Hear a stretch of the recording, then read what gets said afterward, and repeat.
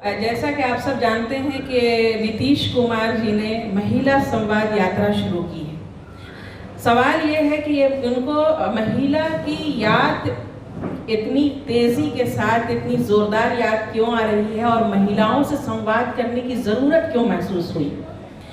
नीतीश कुमार जी तो अब तक ये दावा करते रहे हैं कि महिलाएं हमारे साथ हैं, तो जाहिर सी बात है कि कहीं ना कहीं उनको समझ में आ रहा है कि महिलाओं का मोह भंग नीतीश कुमार से, उनकी पार्टी से हो चुका है और अब महिलाएं जनसुराज के साथ आ चुकी हैं, प्रशांत किशोर जी के साथ आ चुकी हैं। चूँकि हम महिलाओं के सम्मान की बात करते हैं, महिलाओं के हक की बात करते हैं और जनसुराज एक ऐसी पार्टी है जिसने 40 सीट देने की महिलाओं को बात की है और सस्ता ऋण 4% ब्याज दर के हिसाब से उन्हें सस्ता सरकारी ऋण दिया जाएगा ताकि वो आत्मनिर्भर बन सकें, अपने पैरों पर खड़ी हो सकें। नीतीश कुमार जी ने महिलाओं के लिए क्या किया है? 20 साल तक उन्होंने सिर्फ महिला वोट बैंक को साधा है, महिलाओं के वोट के बदौलत सत्ता भोगा है और कुर्सी से चिपके रहे हैं। अब महिलाएं जान चुकी हैं कि नीतीश कुमार जी की निगाह में महिलाओं की क्या इज्जत है।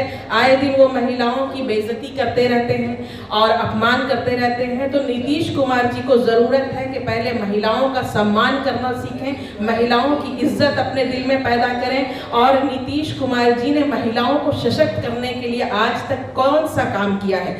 आज से 2005 के बाद से साइकिल बच्चियों के लिए साइकिल वितरण और ड्रेस वितरण का काम किया और उसका गाना आज तक गाते रहते हैं और उसी को आज तक भोगते रहते हैं। महिलाओं के लिए कौन सा ऐसा ठोस काम किया जिससे महिलाएं जो है मजबूत हों, अपने पैरों पर खड़ी हों, उनको सम्मान मिले समाज में। इनका शराबबंदी कानून का सबसे बड़ी भुक्तभोगी महिलाएं हैं। अभी बीपीएससी का जो आंदोलन हुआ तो बच्चियों को पुलिस पीट रही थी और ये नीतीश कुमार जी कहाँ थे? उस वक्त उनको संवाद करने की ज़रूरत महसूस नहीं हुई।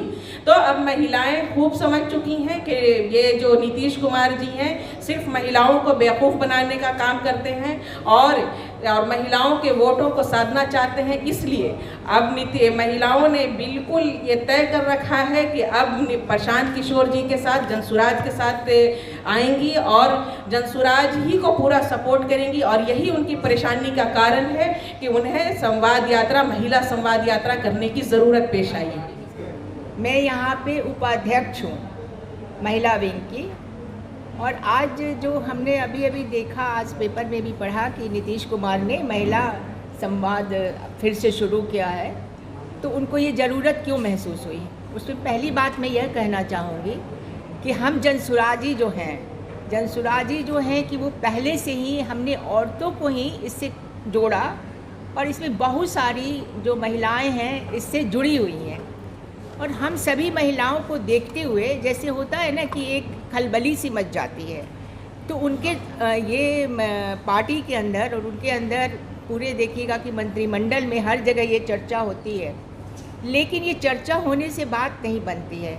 हमने शुरू में ही, हमारे नेता ने महिलाओं के लिए कहा कि वह चुनाव में 40 महिलाओं को टिकट देंगे। ये बहुत ध्यान देने की बात है कि ये जो 40 महिलाओं को टिकट देंगे और उधर नीतीश कुमार के गठबंधन और नीतीश कुमार के पार्टी में 10 महिलाओं को, मुश्किल से 10 महिलाओं को टिकट दिया जाता है।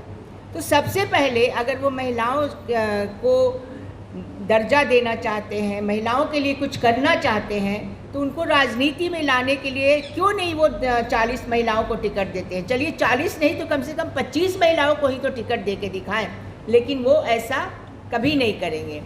दूसरी बात, जाड़े की ठंड में जब बच्चियां ये आंदोलन कर रही थी, उस समय बच्चियों पर ठंड की रात में पानी की मोटी मोटी बौछारें बरसाई गई और उन्हें यहाँ तक कि पीटा भी गया।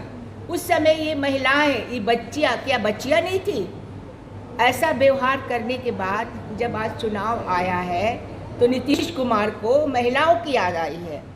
मैं यही कहना चाहूँगी कि हम लोग चुनाव के कारण जनसुराज महिलाओं को नहीं याद कर रहा है।